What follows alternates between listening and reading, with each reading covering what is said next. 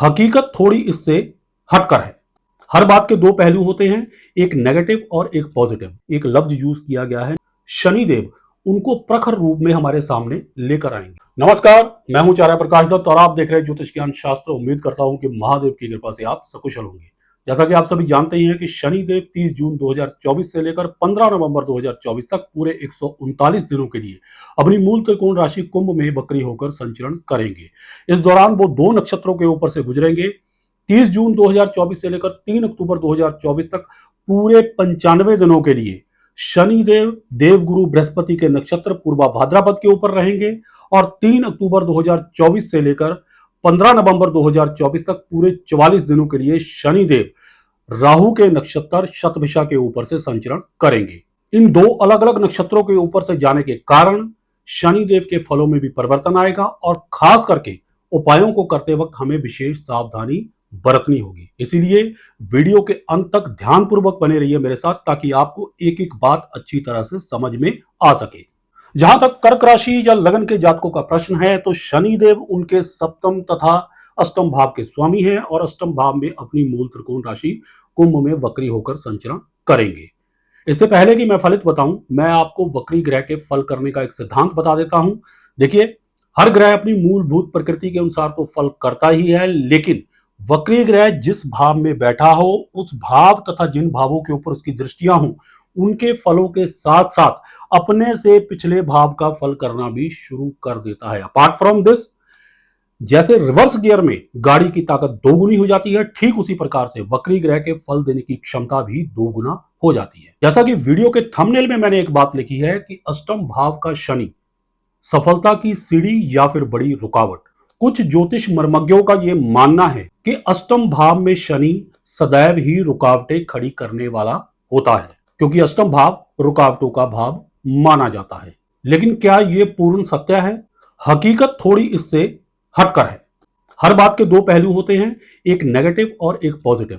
Positive पहलू यही है कि समस्याओं को उजागर करके हमारे सामने लेकर आएगा और उसका सॉल्यूशन हमें खुद को ढूंढना होगा। और साथ में शनिदेव इसमें सॉल्यूशन को ढूंढने में भी पूरी पूरी आपकी मदद करेंगे, वो भी मैं आपको इस वीडियो में बता रहा हूं। जरा कर्क राशि या लगन की कुंडली को गौर से देखिए तो अष्टम भाव से शनि की तृतीय दृष्टि जो है वो कर्म भाव पर पड़ रही है।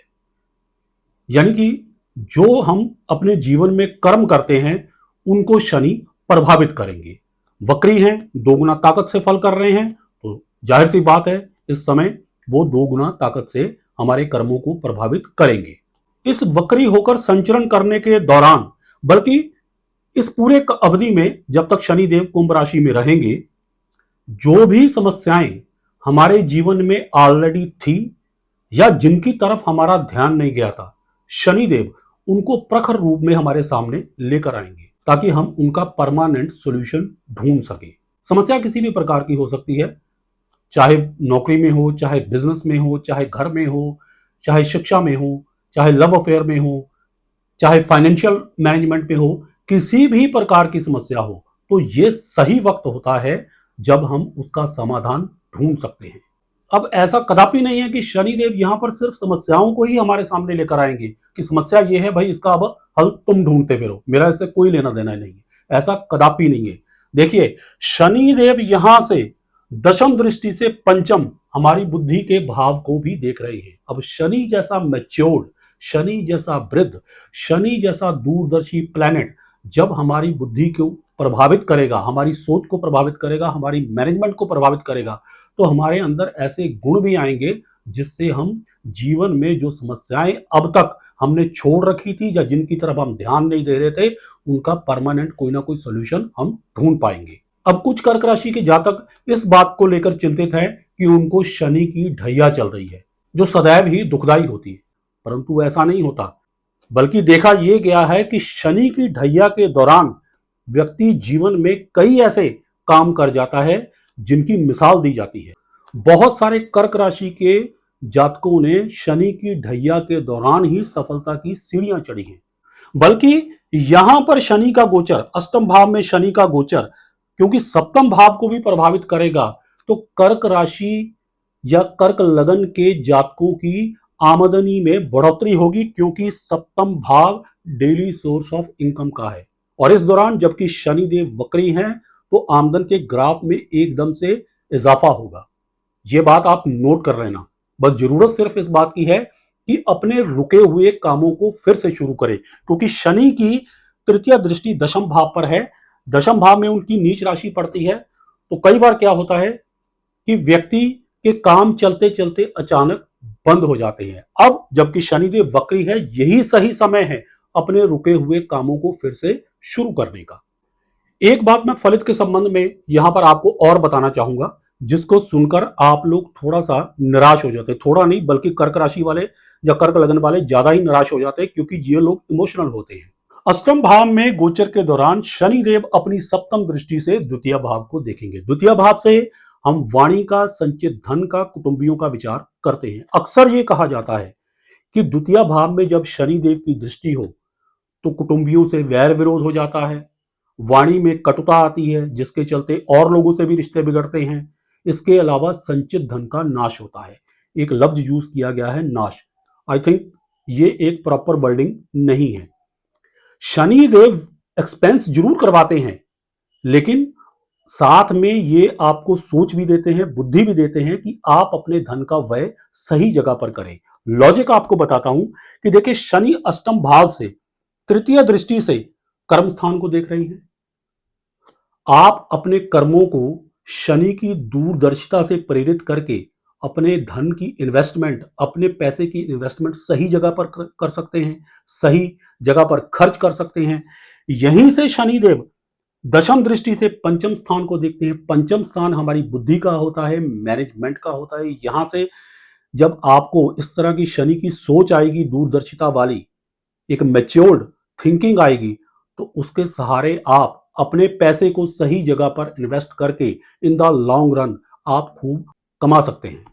अष्टम भाव में शनि के गोचर के दौरान रिश्तों में दरार आती है, लेकिन इसका दूसरा पहलू यह है कि यही वो सही समय होता है जब आपको रिश्तों की परख होती है। अब इस बात को मैं समझाता हूं कि यहां से शनिदेव तृतीय दृष्टि से कर्म स्थान को देख रहे हैं। यदि आप नौकरी पेशा है तो बॉस, और यदि आपका खुद का बिजनेस है तो आपके अधीनस्थ या सहकर्मी। इसके अलावा यहां से सप्तम दृष्टि से द्वितीय भाव को देख रहे हैं, आपके कुटुंबीजन हो गए। दशम दृष्टि से पंचम भाव को देख रहे हैं तो लव पार्टनर हो गया, संतान हो गई। तो यही वो सही समय होता है जो रिश्तों को समझने में होता है, अपनी खुद की कमियां ठीक करने का होता है, ना कि अपने आप को उनसे अलग कर देने का, पृथक कर देने का। पॉजिटिव साइड की तरफ चलेंगे तो शनि का ये गोचर आपको बिल्कुल भी परेशान नहीं करेगा, बल्कि उल्टा आपके रिश्तों को सुधारेगा।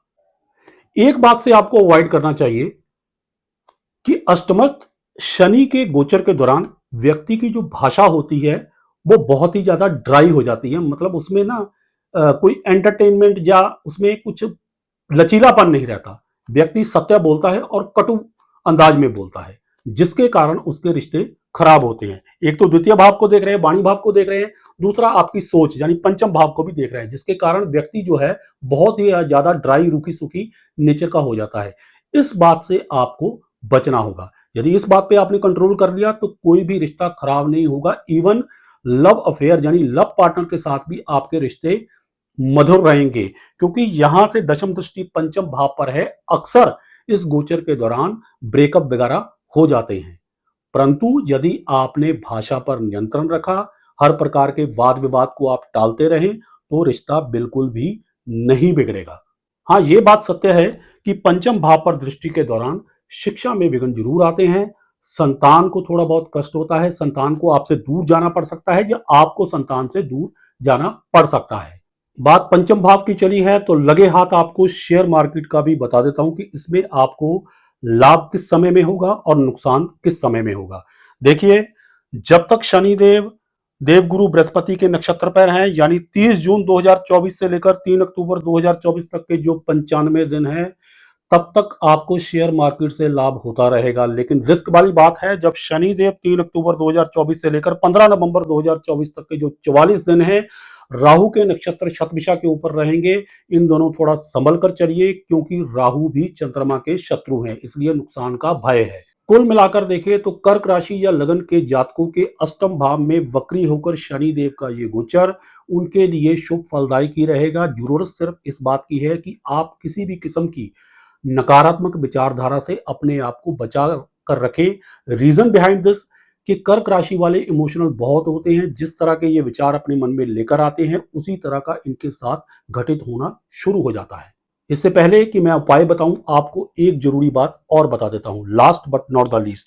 देखिए, अष्टम भाव में शनिदेव अपनी मूल त्रिकोण राशि कुंभ में है। अष्टम भाव से आकस्मिक धन प्राप्ति का विचार भी किया जाता है। Shanidev daily source of income के भी स्वामी है, आपके सप्तम भाव के भी स्वामी हैं। आपको अचानक धन लाभ के योग हैं। इस पूरे गोचर के दौरान खास करके 3 अक्टूबर 2024 से लेकर 15 नवंबर 2024 के बीच जब शनिदेव राहु के नक्षत्र शतभिषा के ऊपर रहेंगे तो अचानक धन लाभ की संभावना है। बात करते हैं उपायों की। जब तक शनिदेव देवगुरु बृहस्पति के नक्षत्र के ऊपर रहेंगे, यानी 30 जून 2024 से लेकर 3 अक्टूबर 2024 तक के जो 95 दिन हैं, इन दिनों के दौरान हर बृहस्पतिवार के दिन किसी मंदिर के पुजारी या स्पिरिचुअल व्यक्ति को मीठा खाने को दे। जब शनिदेव राहु के नक्षत्र शतभिषा के ऊपर से संचरण करेंगे, यानी 3 अक्टूबर 2024 से लेकर 15 नवंबर 2024 तक के जो 44 दिन हैं, इन दिनों के दौरान आप हर शनिवार के दिन मजदूर या गरीब लोगों को खाने के लिए नमकीन दे। जहां तक हनुमान जी की साधना का संबंध है, वो देखिए सर्वोपरि है। शनि के कष्टों से मुक्ति पाने के लिए हनुमान जी की साधना करना अति उत्तम रहता है। हनुमान चालीसा सुने, यदि आप पाठ कर सकते हैं तो हनुमान चालीसा का पाठ भी करें।